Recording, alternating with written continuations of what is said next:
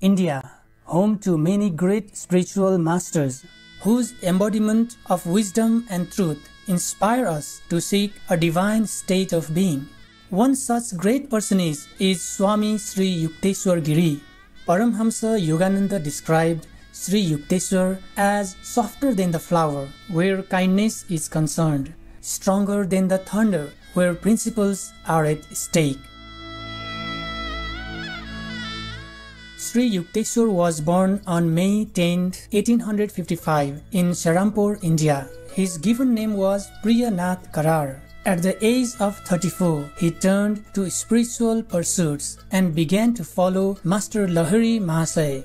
Master Mahasaya was himself a disciple of Mahavatara Babaji and had become known for reviving the ancient science of Kriya Yoga.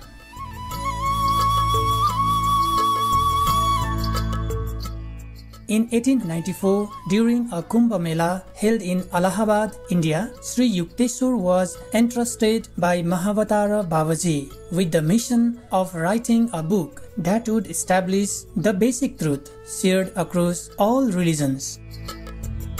During this holy meeting, Babaji told Sri Yukteswar that one day a disciple of his would spread the yoga teachings in the Western world. This disciple was later revealed as Paramhamsa Yogananda, author of the famous book Autobiography of a Yogi. Babaji also gave Priya Nath Karar the name Swami, a monastic title meaning the one who is with his self. Later, he was formally initiated into the Swami order.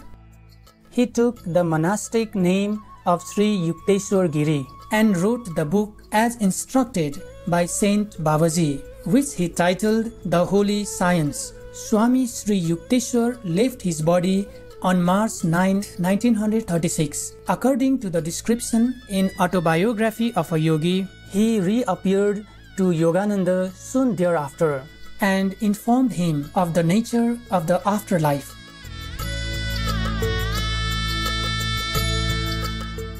Today we are going to present to you the Holy Science requested by Saint Babaji and written by Swami Sri Yukteswar, revealing the basic unity of supreme truth behind all names and forms, especially between the Bible and Bhagavad Gita.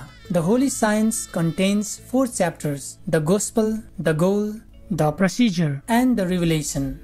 Each of the 4 sections addresses a stage in acquiring supreme knowledge.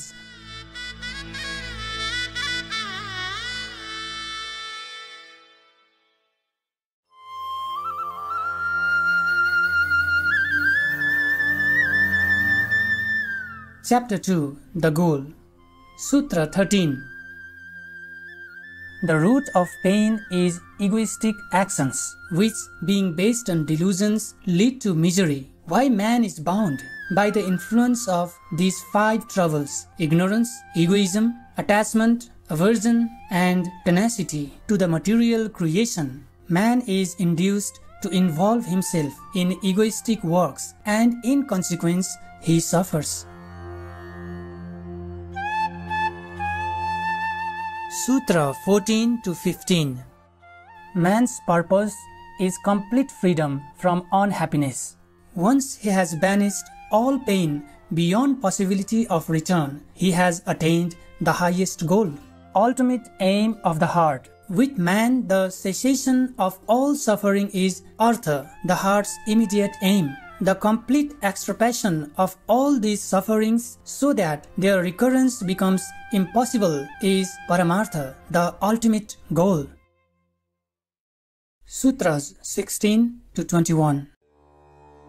Existence, consciousness, and bliss are the 3 longings of the human heart. Ananda, bliss, is the contentment of heart attained by the ways and means suggested by the Savior, the Satguru. Chit, true consciousness, brings about the complete destruction of all troubles and the rise of all virtues. Sat, existence, is attained by realization of the permanency of the soul. These 3 qualities constitute the real nature of man. all desires being fulfilled and all miseries removed, the achievement of Paramartha, the highest goal, is made.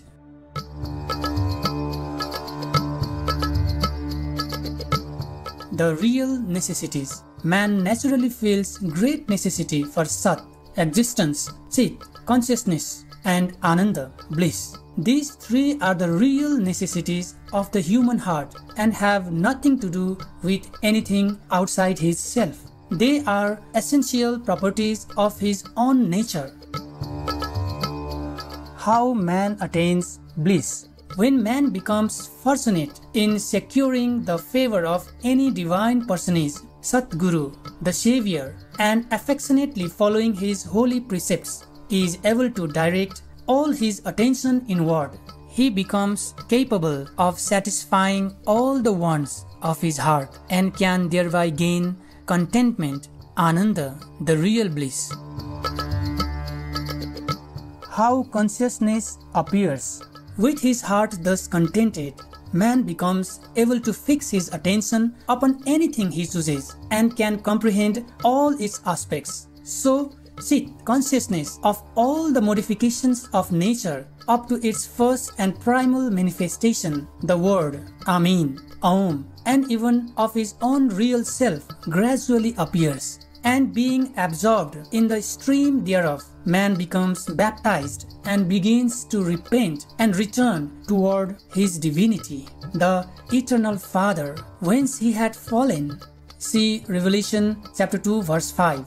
Remember therefore from whence thou art fallen, and repent.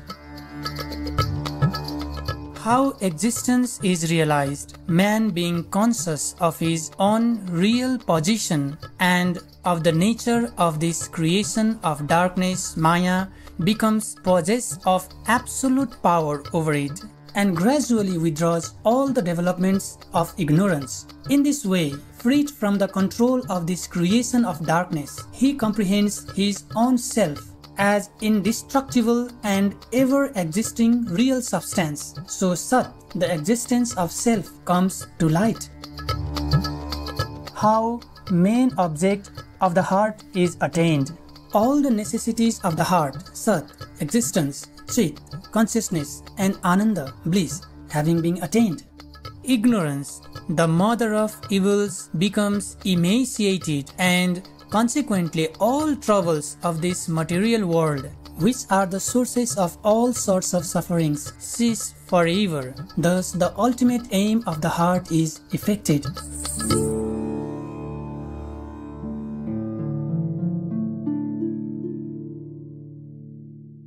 Sutra 22. All fulfillments of his nature attained. Man is not merely a reflector of divine light, but becomes actively united with spirit. This state is Kaivalya, oneness. How man finds salvation. In this state, all the necessities having been attained and the ultimate aim effected, the heart becomes perfectly purified, and instead of merely reflecting the spiritual light, actively manifests the same. Man being thus consecrated or anointed by the Holy Spirit becomes Christ, the anointed Savior.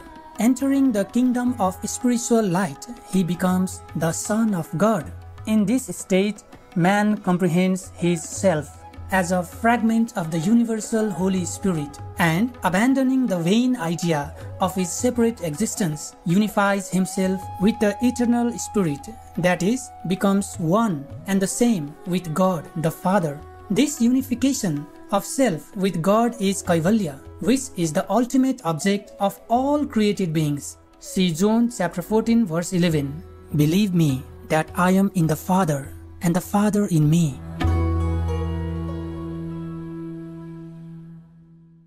Blissful viewers, we appreciate your presence for today's episode on Words of Wisdom.